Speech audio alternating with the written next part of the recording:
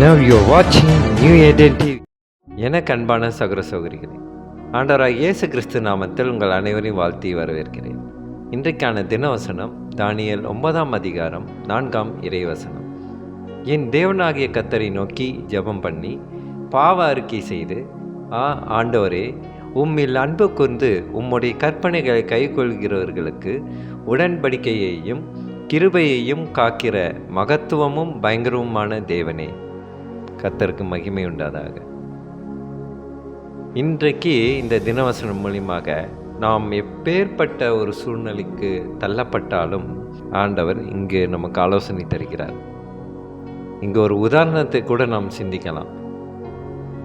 தானியேலுக்கு எப்படிப்பட்ட ஒரு சூழ்நிலை வந்தது, அதை தான் இந்த தினவசனத்திலே நாம் சிந்திக்க இருக்கிறோம். நம் பரிசுத்த வேதாகமத்தில் உண்மைத்தன்மை அல்லது மாறாத அன்பு என்பதற்கெல்லாம் எபிரேய வார்த்தை அன்பான பாசமான ஒரு பிணைப்பை குறிக்கிறது.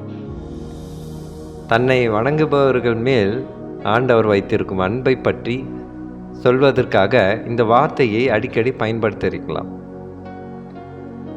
ஆண்டவரை வணங்குபவர்கள் ஒருவர் மேல் ஒருவர் காட்டும் அன்பை பற்றி சொல்வதற்காகவும் இந்த வார்த்தை பயன்படுத்தப்பட்டு இருக்கிறது. கிறிஸ்துவுக்கு பிரியமானவர்களே, இதையெல்லாம் நம் வைத்து பார்க்கும்பொழுது காலம் போக போக நம் உண்மைத்தன்மை அதிகமாகலாம். அனுபவங்கள் காலங்கள் போக போக எப்படிப்பட்ட ஒரு சூழ்நிலை நம்ம சந்திப்போம், நாம் முதிர்ச்சி உள்ளவர்களாக மாறுவோம். அப்படிதான் தானியேல் தீர்க்கதரிசியும் முதிர்ச்சி உள்ளவர்களாக மாறினார்.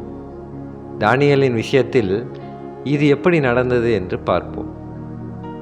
தானியேல் ஆண்டவருக்கு உண்மையாக இருப்பாரா மாட்டாரா என்பதை காட்ட வேண்டிய சூழ்நிலையில் அவருடைய வாழ்க்கையை வந்து கொண்டே இருந்தன. ஆனால் அவர் 90 வயது தாண்டி இருந்த சமயத்தில்தான் எல்லாவற்றையும் விட பெரிய சோதனை ஒன்று வந்தது. அதாவது, ராஜாவின் உயர் அதிகாரிகளுக்கு தானியேல் சுத்தமாக பிடிக்கவில்லை. அவர் வணங்கும் கடவுளையும் அவர்கள் மதிக்கவும் இல்லை. அதனால் தானியேலை கொலை செய்ய வகை தேடினார்கள். அந்த சோதனையில் தானியேல் கடவுளுக்கு உண்மையாக இருப்பாரா இல்லை ராஜாவுக்கு உண்மையாக இருப்பாரா என்பதை காட்ட வேண்டியிருந்தது.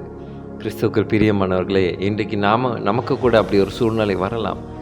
உலகத்தின் தீர்மானத்தை எடுக்க வேண்டுமா இல்லை ஆண்டவருக்காக நம் தீர்மானத்தை எடுக்க வேண்டுமா என்ற சூழ்நிலை நமக்கும் வரும்.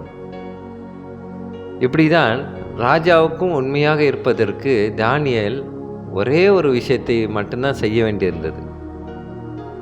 அதாவது 30 நாட்கள் அவர் ஆண்டவரிடம் ஜெபம் செய்யக்கூடாது.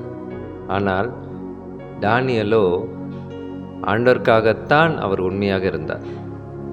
அவர் ராஜாவுக்கு உண்மையாக இருக்கிறவரை பற்றி அவர்கள் துளி கூட விருப்பம் இல்லை. அதனாலே ஆண்டவருக்கு அவர் முன்னிலை கொடுத்தார்.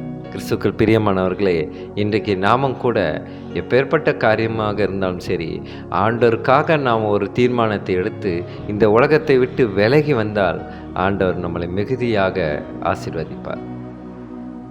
கிறிஸ்துவுக்கு பிரியமானவர்களே, இப்படிப்பட்ட ஒரு வெளிப்பாடுகள் நம் வாழ்க்கையிலும் வருவதற்கு ஜெபிப்போமா? சோத்திரம் கர்த்தாவே, துதிக்கிறோம் எங்கள் அன்பு நேசரே. அப்பா, தானியேல் தீர்க்கதரிசிக்கு வந்த சூழ்நிலை போல எங்களுக்கும் வர அதிகமான வாய்ப்புகள் இருக்கிறது ஆண்டவர். அப்பா, தானியேலுக்கு ஏற்பட்ட இந்த சூழ்நிலை எங்களுக்கும் வராதபடிக்கு காத்துக்கொள்ளும்.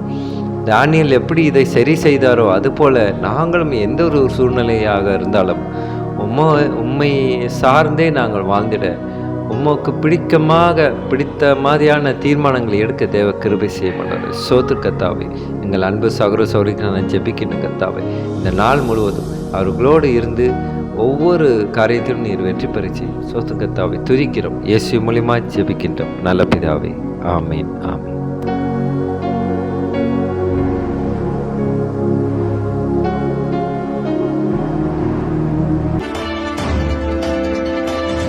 Now you are watching New Eden TV.